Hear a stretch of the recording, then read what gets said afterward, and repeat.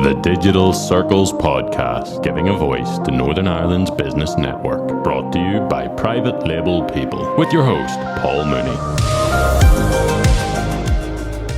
Hello and welcome to the Digital Circles Podcast. I'm Paul Mooney, and joining me today is one of Northern Ireland's premier health and business coaches, Jonny Pierce.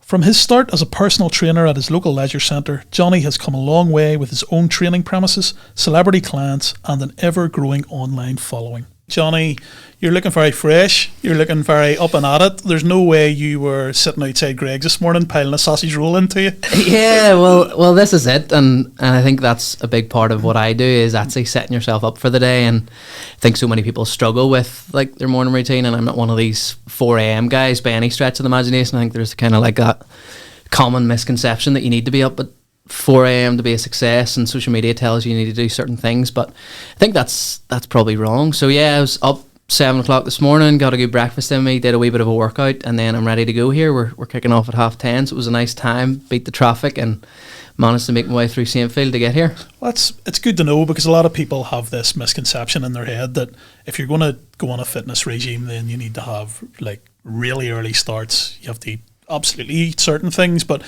in regards to breakfast, I mean, what sort of breakfast would you have in the morning? Yeah, I think that's the thing. Like, so many people think they need to cut out everything that they enjoy to achieve their desired outcome, and it's far from the case. And I always ask this question, I'm like, anything that you do on a fitness journey or anything like that, it needs to be something that you see yourself doing forever. So you ask yourself that question whenever you're committing to anything, right? Do I see myself doing this forever? If the answer is no, don't do it. So for me, like, breakfast is setting you up for the day. It's putting yourself in a position where you can be like, right, this is going to fuel me for performance. So every breakfast that I have, I'm like, oh, is this fueling my body for performance, or am I eating for convenience? So it could be anything, something as basic as porridge oats with a little bit of protein powder in it, a little bit of fruit on top, or if I'm going mental, I'll make myself some scrambled eggs and toast. So okay. I think people think like, oh, I need to cut out certain food groups, and I need to, like, you know, eat eggs and steak for breakfast, but that's far from the case. And I think everyone listening to this isn't a bodybuilder, and nor am I, so you can't treat yourself like a bodybuilder. Or I know there will be potential professional athletes that listen to this, so yes, they can kind of dial everything in, but you and I have other commitments, work, family, etc. So it's looking at what's realistic for you, and not, there's no happy end in doing an unhappy journey. So you can make yourself unhappy and cut out everything you love, and then yeah, you might get the desired outcome, but you're not going to feel great throughout the process. Yeah, I think that's it. It's a lot to do with being organised, your diet, isn't it? And if you're going to eat certain things, being able to prepare them maybe the night before or the start of the week for certain days, and having that organisation. And then that comes into fitness as well, having that organisation in your life, doesn't it? Yeah, absolutely. And I think the thing that the gym and training gave me was discipline to have more structure in my life. So whenever you think about being productive and getting enough done, it doesn't mean you need to be up at the crack of dawn, but what it does mean is you need to be precious with your time, and you need to commit to doing certain things at certain times. So for me, it's having that structure, it's planning things in advance, it's organising. Like for me, every Sunday is spent planning out my week, but it's not necessarily being like, oh, I'm going to go to the gym every single morning. It's like, right, what's realistic for me to commit to?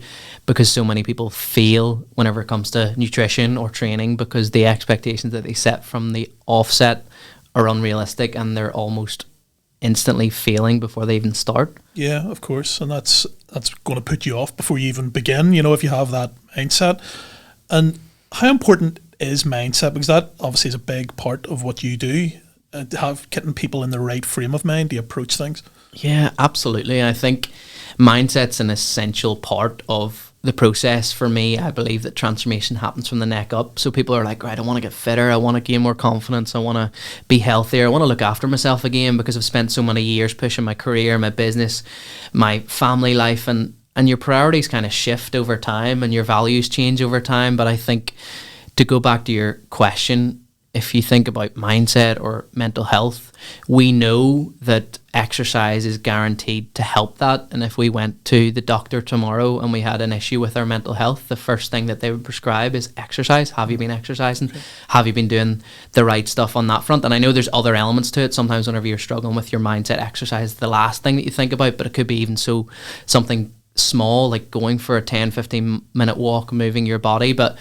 I think it's an essential tool. I think whenever you think about long game and I'd say sticking to something, it needs to be linked to both training and exercise, but also there's a mindset switch that needs to happen to make that commitment, and having a strong why as to why you want to change. And you're like, right, this is the reason that I want to do this, because this is going to do X, Y, and Z, and it's going to impact X, Y, and Z person. So it's considering, you know, when you set goals for yourself from a physical or a mental standpoint, whenever you just think about you, it's easy to let yourself down. But whenever you think about other people that you care about the most and who's the most important people to you in your life. So when you think about, right, if I improve my physical and mental well-being, who else in my life would benefit? I would imagine, you know, your partner, your kids, your family, your parents, whoever it may be, will 100% benefit. So it's actually linking them to the actual goal of becoming better physically and mentally, because then they I suppose kind of benefit from a better version of you. And obviously stress plays a big part. A lot of people listen to this will be under pressure, stressed a lot of the time, overwhelmed, long working hours, etc.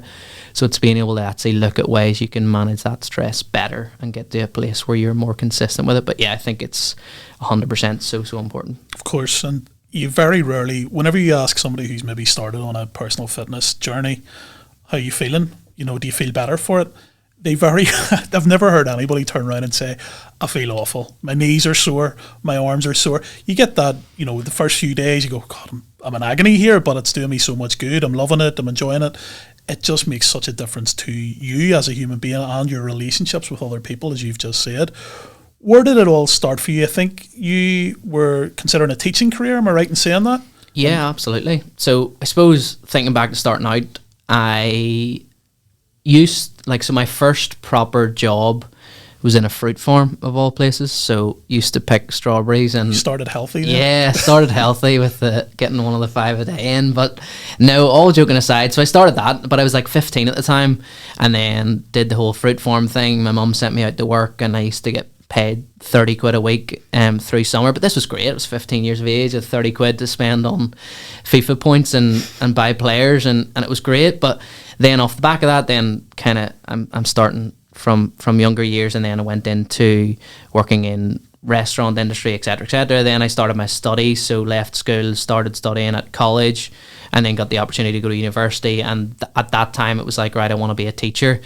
Then I got a full-time job in a leisure centre, and I was doing the full-time job alongside the uni degree, which was difficult. So it was busy. There was so much on, and what I found was when I was working in that leisure centre, there was absolutely nothing wrong with it, and it was a good job, but I had secured a full-time contract, and I thought, this is great, this is fantastic, I get paid. And then I go to uni in the other days, and I had to change my shifts, and I was working incredibly hard at this stage. And then as I was doing the leisure centre thing and also doing uni, I seen that there was a way out for me. So there's nothing wrong with that job or that role, but I also knew that I was capable of more, and I knew that I had more to give to the world, essentially, and I had this little drive inside me that I wanted to do something different. So following that, I was then juggling 3 things. In between times, I got my first coaching opportunity actually given to me by a guy called Michael Carville, who you know. Yep. So this was coaching football and coaching kids. So it was Michael Carville and Andy Waterworth, and they'd kicked off this football thing, and we were coaching kids every Friday night. So that was a great opportunity and got me into experiencing what coaching was like and helping people. And obviously it's completely different what I do now to what I did then, but the fundamentals of coaching are the same. And then off the back of this, kind of realised, right, I actually like coaching, so started doing my fitness qualifications, did all that stuff, and then kind of spiraled from there, started personal training and working full-time in the leisure centre and doing a uni degree. So like it was literally, I was part of the 5 a.m. club at that stage, so it was like 5 a.m. start, 10 p.m. finish, and every single day was the same. But I had this drive and this ambition that I knew I could do something really, really good, and I sort of wanted to get to the point where I was like, right, now the personal training's built up to a point that I'm safe and my bills are covered, so I can leave the leisure centre. And then at that point I left the leisure centre, started coaching, and at that point it was like 1-to-1 personal training on the gym floor, and a lot's changed since. Okay. And did word spread quite quickly? I mean, you probably get quite a large friends group, and did that sort of client base grow quite quickly? Yeah, so I made a real point of focusing on the result. So I was like, at this point, I didn't know anything about marketing, didn't know how to put myself out there, but I knew that word would spread through word of mouth, because every great business spreads through word of mouth first and then marketing second.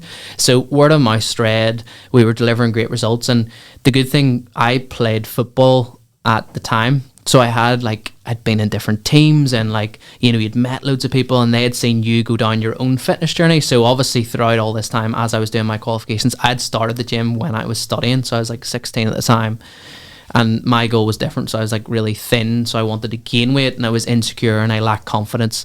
The same way maybe someone who might be overweight would feel, but I was underweight. So I was thinking, right, if I start the gym, this will, one, help my confidence and I'll gain more weight, but two, it'll help my football performance.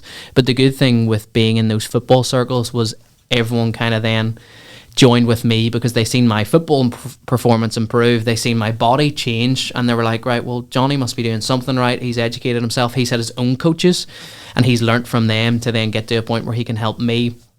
So we got really great results. And at the start, it was all these footballers were coming in, and they were like, right, I want to get better on the pitch, and I want to, footballers are vain too. They wanted to gain a bit of muscle too, and that was fine. So yeah, it was it spread really fast. So we got really I was working in Lisburn at the time, and I became the go-to guy in Lisburn, and everyone in Lisburn was like, right, if you want to get in shape, and that was the sole focus of my training at the time. A lot's changed since then, but at that time, it was if you want to get in shape, Jonny Pierce is your man. And this is 10 years ago or whatever now, or 9 years ago now. So yeah, it became the go-to guy, and it did spread fast. Good. And if you go onto your socials, you've big online following. Online's a big part of what you do. Did you start getting into then online classes, because you were doing it in a physical setting, people were coming into you, then you started looking at, okay, how do we bring this to people who maybe aren't able to come to Lisburn, for instance, then bring it into their home? And is that a large part of what you do now as well? Yeah, absolutely. So I think for me, it was all I knew was the gym floor, but also as I was on the gym floor, I started posting online.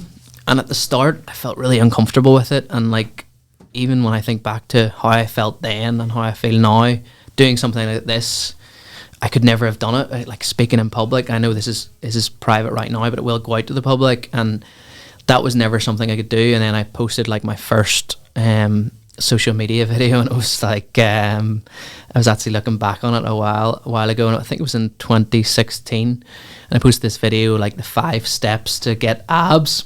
Okay. So this was obviously pretty irrelevant now to the new audience that we work with. Yes, people want to get in shape and all, but it's not all about having a six-pack. But anyway, that was going to be my first video. But then I remember it was a 2-minute video, and it must have took me about 3 hours to record, because I was I've said the wrong thing, and the person videoing it was I was blaming them, but it was me that was saying the wrong thing. But that was almost the start of putting myself out there, and all my friends were like, Jonny, at this point, social media wasn't a massive thing, so people weren't really putting themselves out there, especially in my circle. So my friends Jonny, what the heck are you doing?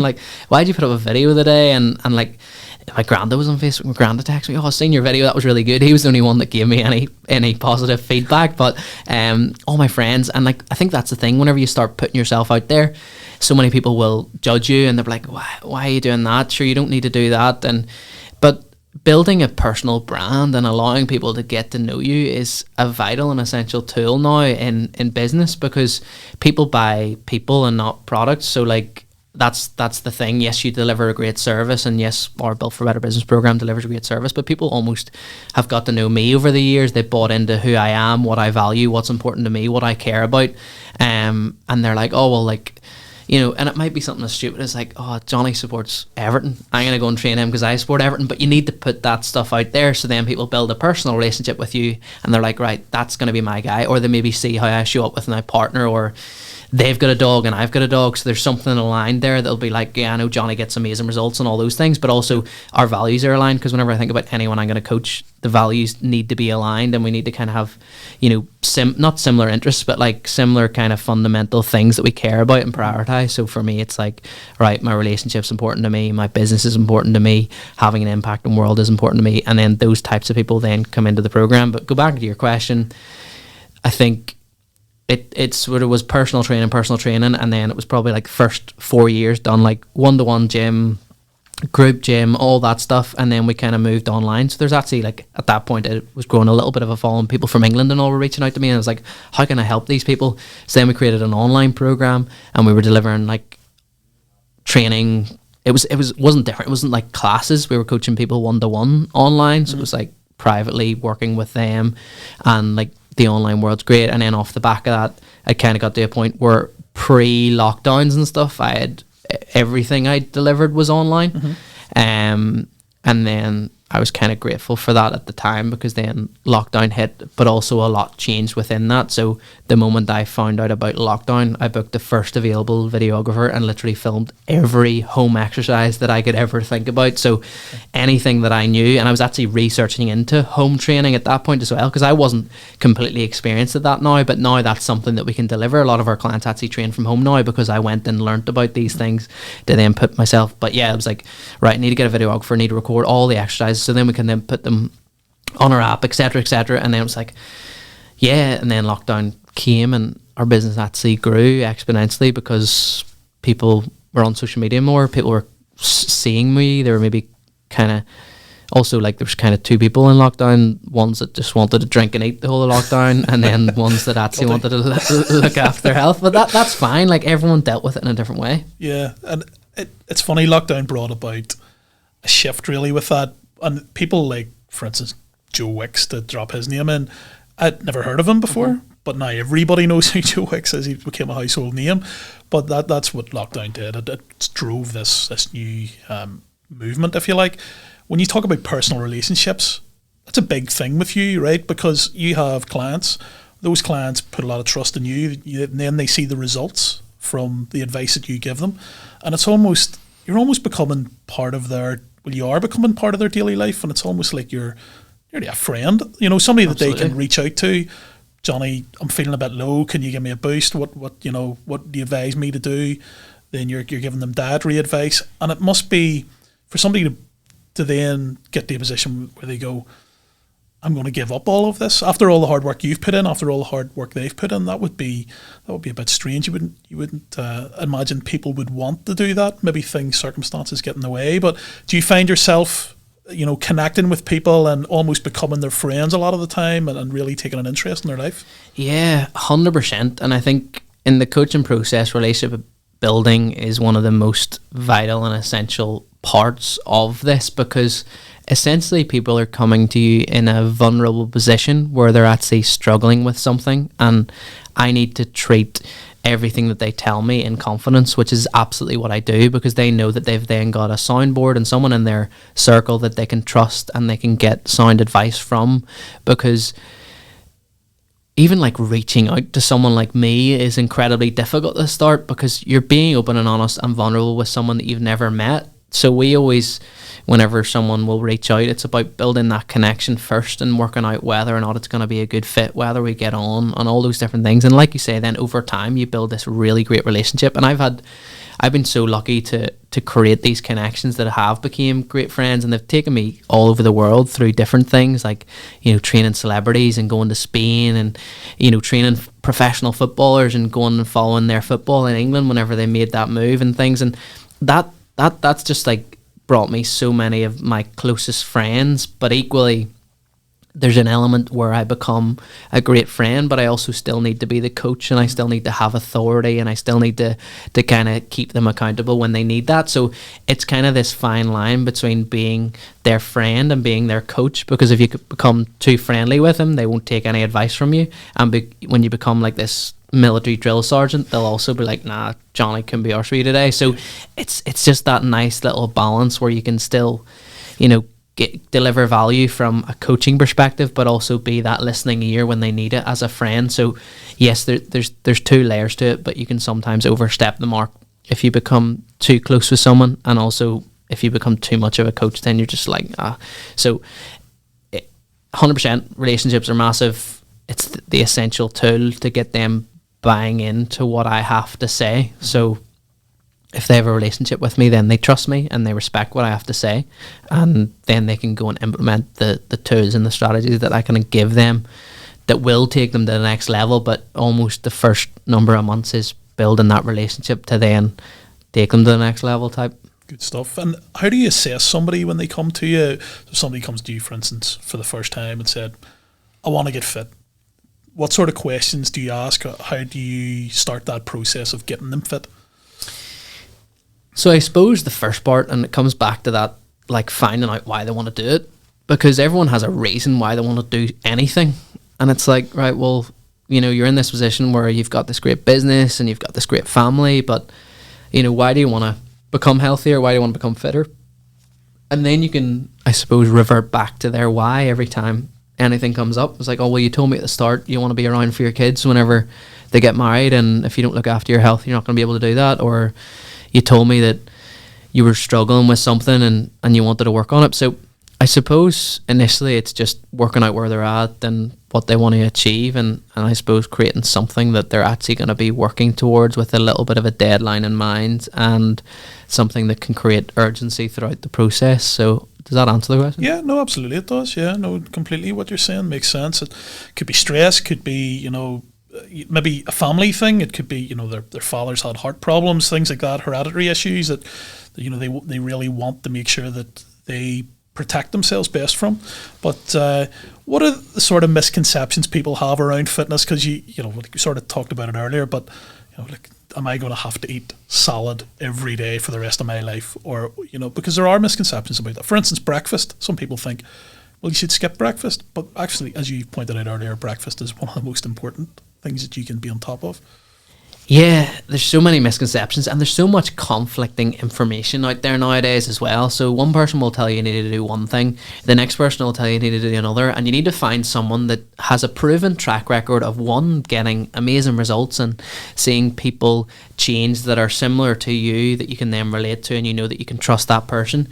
And then also not get distracted, because social media, there's lots of noise, and the problem with social media is there's no barrier to entry. So, you know, there's people that maybe just enter the fitness industry and they can put their message out there, and if they understand the algorithm and the social media platform, they can grow a massive following. And sometimes when someone has a following, that almost gives them authority, and then people think, right, that person's a great coach, but they might be great at social media. So that's a misconception. I also think that, you know, people think that they are, like, they maybe spoke to someone in their office and work and they've done this diet that's the ketogenic diet, and like they've lost loads of weight, and then they're like, right, now I'm going to do that.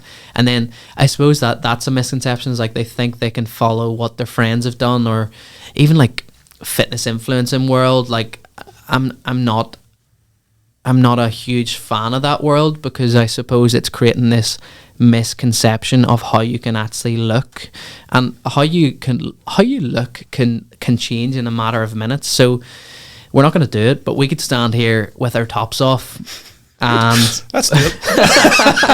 Not. and we could change how that photo looked, because we got fancy lights here, we've got the best quality cameras, and we could create an amazing photo, and then we could go into a different room with no light and look completely different in a matter of seconds. And that's the problem, because whenever you're a fitness influencer, you get paid by people seeing that you look great, and then brands come to you and they're like, oh, we want you to take our protein powder, and they're like, oh yeah, I'll shout above the rooftops about it.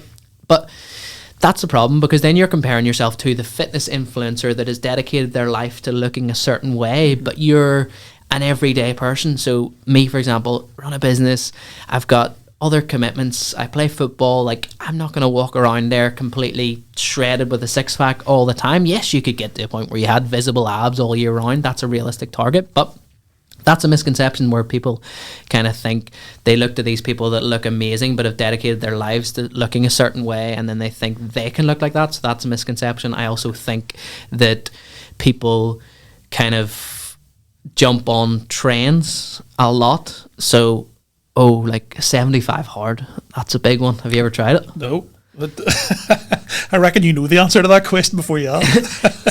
So 75 hard, I think, is in a terrible way to approach fitness, because I can't remember the exact rules, but it's something like you have to read a certain amount of pages from a book a day, you have to do 2 workouts a day, one of them has to be outside, you have to, you know, you're not allowed to drink alcohol at any stage throughout the process, you're not allowed to eat they call them cheat meals. I think no meal should be classed as cheating because we know that cheating is wrong. But when you put something like food into the equation, that's also wrong. So it's not cheating on your diet. But anyway, 75 hard, the reason it's wrong is because you're never going to stick to it. It's not sustainable. You're not going to be consistent with it. You're not going to do it forever either. So that comes back to the first question I asked. Do you see yourself doing forever? If the answer is no, don't do it. So 75 hard is not going to last forever, but because it's sexy on social media and you can post about it and you can tell your friends, oh, what are you doing at the minute? Oh, I'm doing 75 hard. And they're like, oh, you're a legend. And also, I've seen loads of people in my friendship circle that have done it, got amazing results for the 75 days, which you absolutely would. Of course, you're going to get amazing results when you do 2 workouts a day, starve yourself, don't drink alcohol and do all those things. But off the back of that, they maybe lose, you know, 1.5 stone in the first 75 days, and then 75 days later they're 2 stone heavier, so they've actually gained more weight in the long run. So it's actually I suppose it's considering those things. So yeah, loads of misconceptions. I could speak about this the whole podcast. Yeah, well, that's okay, because at one stage when it came to getting your tops off, I thought our sound guy was going to get the baby oil out and get us prepped. But no, as you say, it's sustainability. There's no point giving somebody something that they can't keep to going forward, because, as you say, cheating, they're basically cheating the system. They're going to cheat themselves. So another thing you do a lot of is live events, I've seen. So you put a lot of people in a room and you talk to them. You have guests on there. What sort of things do you talk about, and who are some of the guests that you bring in? Yeah, so we started these events, I think the first one was July of last year, and we've had 3 big ones since. So I've run events for since the first event was immediately when lockdown ended, and then they were client only events, and then we started like public events for basically business owners or people in leadership roles in work to come together with like-minded people and get to know each other, connect, share struggles, share wins, and almost for that to become a safe space for people to be vulnerable, be open and honest. So we still do our client-only events. So Inside Built for Better Business events are a big part of what we do. We bring the business owners together, they connect, they share things together, but also they get the opportunity to, you know, they might end up doing business together or something like that. That's the thing, when you put business owners in a room together, they make a connection, they get on with, and they're like, oh, I'm going to do business with you. So that's good. But events wise, we had, like, our most recent one was in February of this year, and we had a guy called David Meade, who used to be on TV, amazing guy, public speaker, you know, speaks around the world to thousands of people every single week, and he was amazing. And he kind of shared the psychology of decision making, which was really interesting, and he adds an element of fun, and like, he knows obviously magic, so he adds a bit of magic to it, and you know, that's amazing. And like, these people are leaders in their field. Like, he's worked with Amazon, Apple, Mercedes-Benz, all the biggest companies in the world that you can think of. He's probably spoke to their staff or at one of their events. And the lesson that I took from him was, right from the offset, he went into a different person. So I was like speaking to him off the camera, and like, he's not completely different, but he just brings the energy and everything. Like, he's humorous on and off stage, he's a nice guy on and off the stage, but when he got on stage, he brought the energy right from the start. And for me, with these events, it was almost a personal little challenge that I wanted to do. Was I wanted to get better at public speaking. So I knew if I'm not going to get invited on stages every single week, I need to create my own stage. So I created my own stage in the form of these events. And in February, we had over 100 business owners in the room from Northern Ireland. David spoke, I spoke. And public speaking is also a thing that everyone listening should get better at, because if you can be confident to stand up on stage in front of people, you're probably going to be confident for a lot of other things. So at that point, when I first did events, it was like, my clients, so like, my clients are already bought into me, what I'm about, what I believe in, what I share, the advice I share, and they're going to listen. But the new challenge was getting people that aren't bought into who I am and what I do to also listen. So that was more challenging than speaking to our clients. So that was a great experience, loved it. There's more events coming in the summer, and yeah, like, we're just trying to create a room of people that are like-minded, that can kind of share struggles, wins, challenges, but also just feel a part of something. So when we think about our client events, it's being part of a community. Like, a lot of people say they don't need community, but community is going to be the thing that takes you to where you want to be, because you've got more than, like, when someone joins our program, they're not just joining me and Matthew as their coaches, they're joining a group of like-minded people that are also going to share lessons. And that's the beauty of it. Like, I've been able to work with business owners that are running massive companies, but also business owners that are just starting out, and there's such a nice mix in the room. Yeah, and David Meade's fascinating character, actually. I watched a programme years ago he did, I think it was for BBC, where he went to Vegas and he basically cheated the system inside the casinos, or he manipulated it in a way, you know, and showed what it's all about, and it was fascinating to watch, actually. He's so intelligent. And, he told me about that. He told me about that. That was interesting. Yeah. You maybe bring him to the casino with you. Yeah, that's the one, definitely. But in regards to people that are listening, that think, okay, like a look at this guy, I want to look like him, not this guy, you. Where would they start? Do they have to have, for instance, a gym membership? What are the key things that you would start with? Yeah, so I suppose, like, starting out, like, gym membership's not essential. The first thing that someone needs to do is just reach out for help and raise their hand, because that's the hardest part, and then I can guide them through. And like I said earlier, and I potentially haven't touched upon this yet, but every person's different, and there's a process as I coach someone to achieve their desired outcome. But for me, it's all about coaching the person and not the process. So you could be very process orientated, and it's just like, right, here's what you need to do, and here's how you're going to do it, and to get from A to B, these are the exact steps that you're going to take. But whenever you focus on coaching the person, which we do inside our program, it's meeting that person where they're at, working out what they're going to need to do to achieve the desired outcome, but also know that there's going to be roadblocks along the way, there's going to be challenges, there's going to be wins, struggles, external things that happen outside of their control that then hold them back from getting to where they want to be. So for me, it's like, right, coaching the person, not the process. Understand that when they reach out, they will feel seen and heard, because that's what people want, and it's making them feel seen and heard. Because for me, I actually care, and that's probably the biggest thing that makes me different to what else is out there right now, is that I actually care about the results that I produce, because word of mouth spreads fast, and people are talking about our program all the time when we run an event or when they're speaking to their friend or whatever. So I want every single person that comes through that door to have an incredible experience, so that they can then shout above the rooftops about that, because that aligns to what I value the most. As in, I want to have an impact on the world. I want to leave people in a better place than I found them.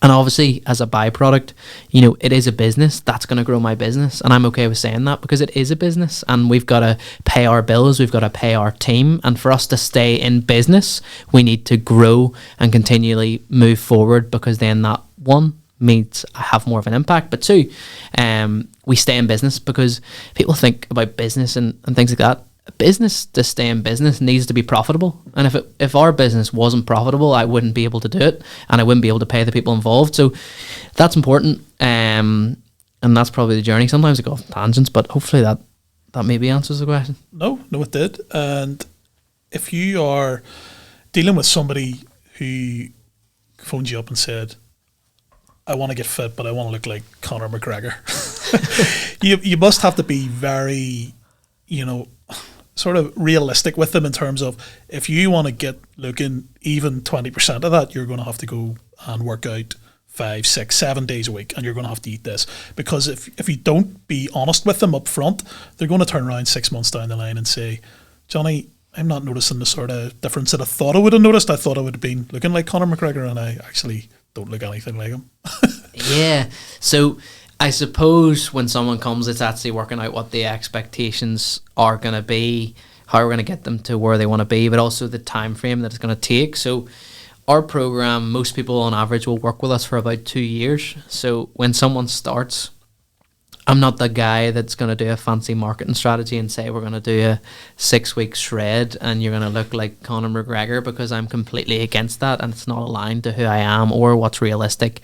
And then whenever someone doesn't completely shred in 6 weeks, then they come back to me and say, Johnny, I didn't shred, so I don't look like Conor McGregor within 6 weeks. So it's actually setting out the time frame and being like, right, there's no short-term solution to a long-term problem. If you've struggled with something for a while now, it's gonna probably take a while to get out of that, but it's also being okay with that. It's falling in love with the process, because the process is enjoyable, and it's about the journey and not the destination. So many people get hung up on the destination, right? I want to get to here and achieve X, Y, and Z, but also the most important thing in that journey is not the thing, because you'll achieve the thing. So for example, the Conor McGregor goal, if you wanted to look like Conor McGregor, just the teeth. Just you might need to spend. Could you help us with that?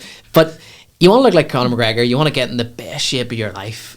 But it's not about actually when you get to that moment you've got in the best shape of your life. It's about who you become in pursuit of getting in the best shape of your life, the habits and routines that you build, the challenges that you overcome. You'll take way more satisfaction, and that's going to take away the is that it moment, because we've all done something in our life that we've worked so hard towards. For example, you went to university, you spent 3 years there, and then you graduated university, and then you got there and you're like, oh, is this what I worked so hard for 3 years to tell everyone that I had a degree or whatever it may be? So it wasn't actually getting the university degree, it was who someone became in pursuit of that university degree. It created discipline. They had to get assignments in on time.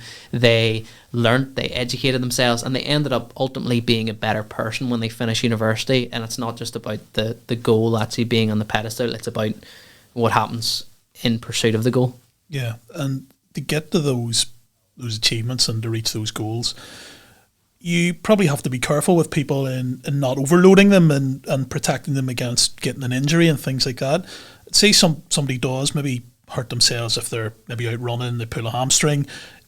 What are the sort of things that you would say to them, like, okay, this doesn't mean that you can't stay fit and that you're going to put on weight? You know, would you say to them you have to change your diet a little bit to compensate for the lack of exercise now, or what would be the sort of things that you would advise? So injury is probably inevitable on a fitness journey. So sometimes where people go wrong is they come to me in their 50s and they've been trying to train like they're in their 20s. So you need to consider that for a start. So where are you currently at?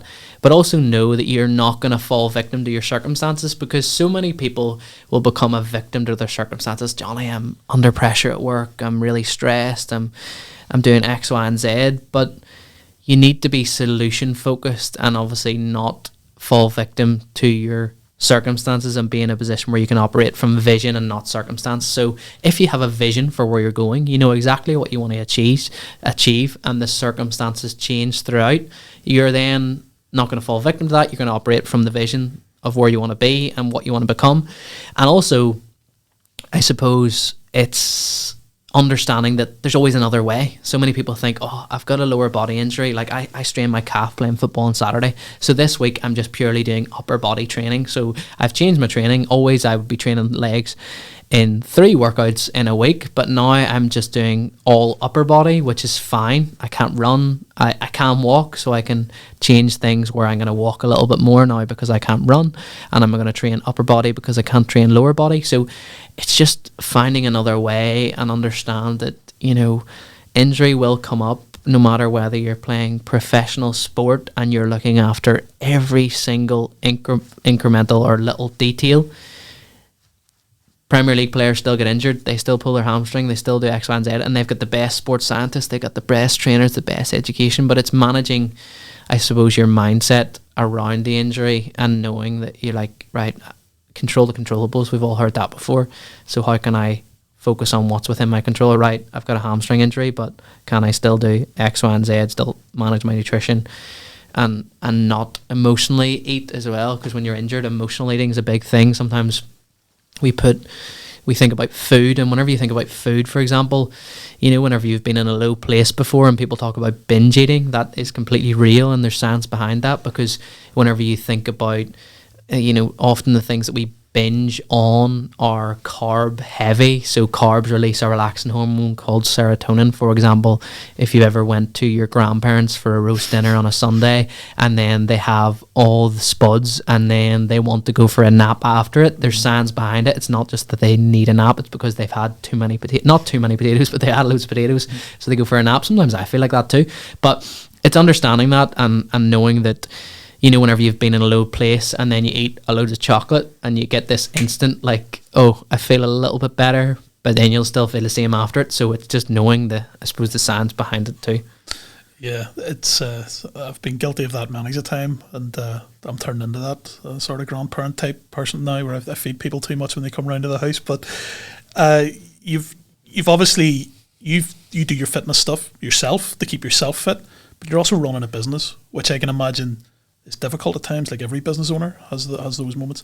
When you, for instance, need a bit of a break, you need to switch off yourself. Is fitness still a part of switching off, or do you maybe go on holiday and say, do you know what, for 2 weeks I am going to take the dessert buffet apart and I am not going to put on my running trainers? Or is it always there in the background where you love it that much that you still need to keep it in your life?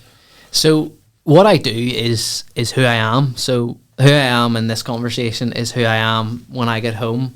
And of course I have to wear different hats. So whenever I get home and I walk through the door tonight, the last thing Lauren wants me to do is start coaching her. So there's different hats you need to wear, right? I'm a fiance now I'm a coach, and now I'm a friend or whatever it may be. But it's who I am, and it's how I operate, and it's what makes me tick. So whenever I think about switching off, you know, I'm not a light switch. I'm not going to be in a position where I can instantly switch off, because I run a business. I've got loads of clients that need me, and they need our team. So it's important that I show up. And if I didn't show up, I'd be doing them a disservice. So it's vital and essential that I'm actually there for them.